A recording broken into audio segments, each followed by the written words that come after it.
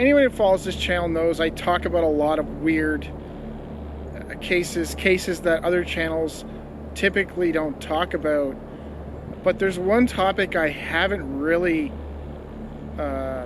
mentioned or made a video about in all the years I've been doing this. And it's not because I don't find it interesting, it's just I don't really know what to add to the conversation. So the topic of crop circles, crop formations, I don't really know what to talk about, like, other than, you know, explaining that it's there.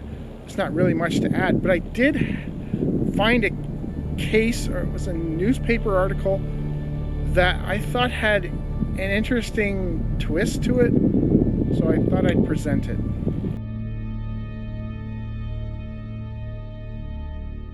As reported in the Nelson Daily News newspaper, based out of British Columbia, reporter John Betts wrote of a Saskatchewan farmer who claimed that he watched as 5 strange disc-shaped objects rose out of his crop field one day. Upon inspection, he discovered a set of formations in the crops, in and about the area where he observed the strange objects depart. Soon after publishing the story, Betts received more reports from farmers living in Saskatchewan who had their own experiences with these pesky, crop-mangling discs. While sifting through the accounts, he noticed a detail that stuck out to him in at least 2 of the cases, something that he hadn't heard mentioned before.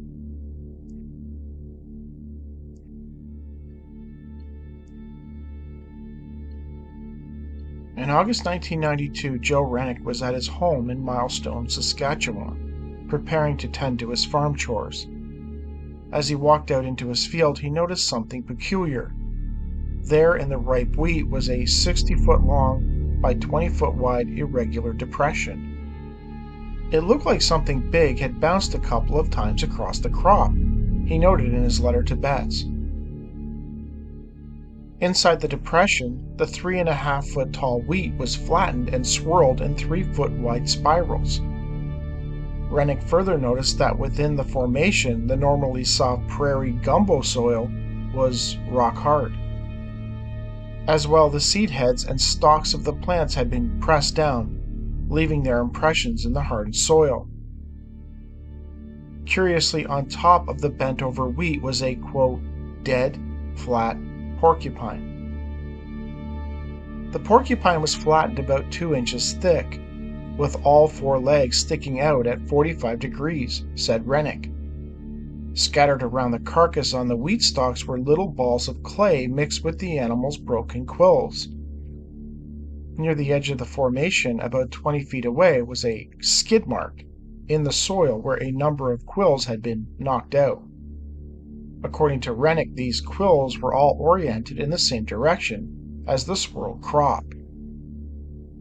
The North American porcupine, also known as the Canadian porcupine, is a large quill-covered rodent that can grow to about 2 feet long and can stand about a foot high. They are nearsighted and slow-moving and are mainly active at night. We usually only notice them at night in the trees around the fields, Rennick told Betts. A closer inspection by Rennick revealed no blood around the animal. He also found no tears to its flesh. Other than being only 2 inches thick, flattened like a pancake, the porcupine seemed undamaged. Rennick left it in the field for 3 weeks and was surprised to find that it had hardly decomposed in spite of the incredible heat. Not even the birds seemed to want to feed on it. He eventually picked up the animal himself and tossed it away.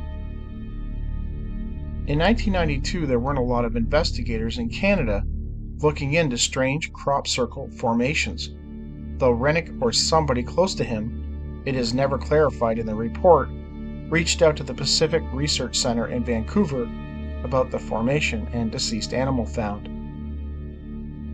Chad Deacon of PRC arrived on the Rennick farm soon after and inspected the area. As well, he interviewed Rennick. Sadly, when Rennick took him to the place where he had tossed the porcupine, it was no longer there. Examining the site, Deacon ultimately concluded the porcupine was caught by whatever force formed the circle, dragging it into the center.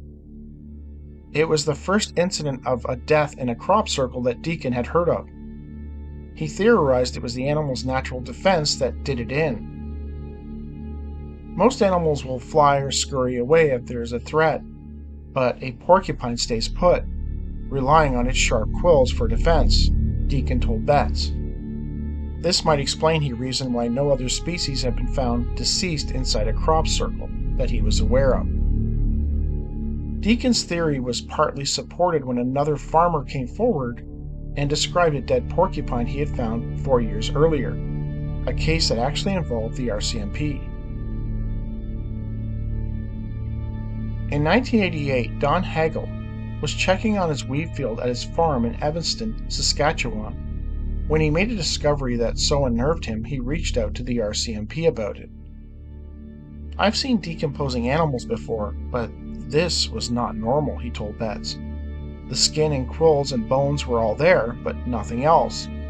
No insides. It looked like it had been cooked, sort of, from the inside out." Hagel stumbled upon the deflated porcupine inside a depression in his field, and immediately took note of how bizarre it was. The animal was flattened out.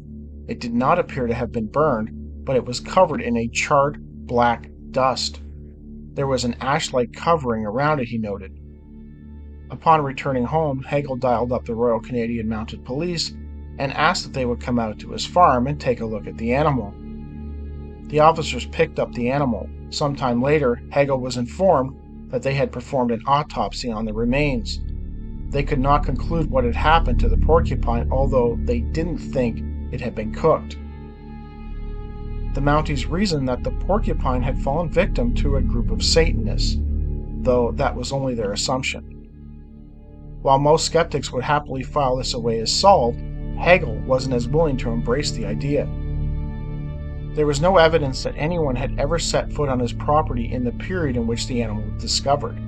There were no tire marks. There were no footprints in the crop circle that would indicate any ritual had taken place. There was nothing, only a flattened field, and inside of it, a deceased porcupine covered in an ash-like substance. Further, in all of his years, Hagel had never once heard mention of any Satanists hanging around his rural farm community. Hagel simply could not fathom why a group of people would walk 3/4 of a mile into a wheat field to flatten down grain and scorch out the insides of a porcupine. It just didn't make sense. You'd think they would sacrifice animals like chickens. They're easier to catch, and they don't have those quills.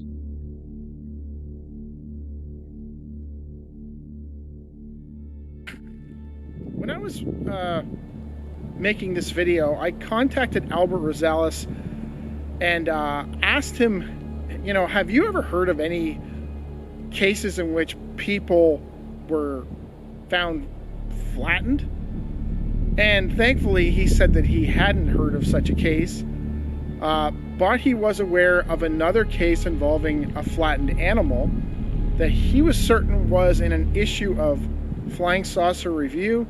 He thinks it was in the 90s, early 90s, and he thinks it was in the UK. It was a hedgehog. He remembered it was found inside of a crop circle formation.